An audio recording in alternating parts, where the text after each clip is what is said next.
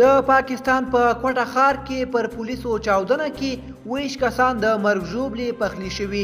د پاکستان د بلوچستان ایالت د مرکز کوټه ښار په فاطمه جناح سړک د پولیسو د ګزمې پر یو موټر مرګونې چاودنه شوې ده.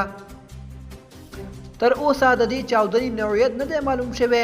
لومړی ریپورټونه وایي دې پیښه کې 3 کسان وژل شوي او 15 نور ټپیان دي. سرچینو ویلي چې په وژل شویو کسانو کې د ځایي پولیسو یو پخوانی افسر اجمل خان سدوزی هم شامل دی.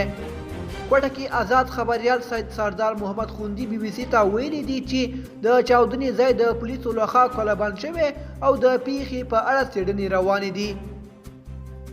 تر اوسه د دغه برید مسؤلیت کومې ډلې په غاړه نه دی اخیستی. د یادونې وړ ده چې بلوچستان کې د بلتونپالو بلوچ وسلوالو پاکستانی طالبانو او اسلامي دولت داعش په ګډون بیلابېلې ډلې فعالې دي او وخت نا وخت د بریدونو مسؤلیت په غاړه اخلي.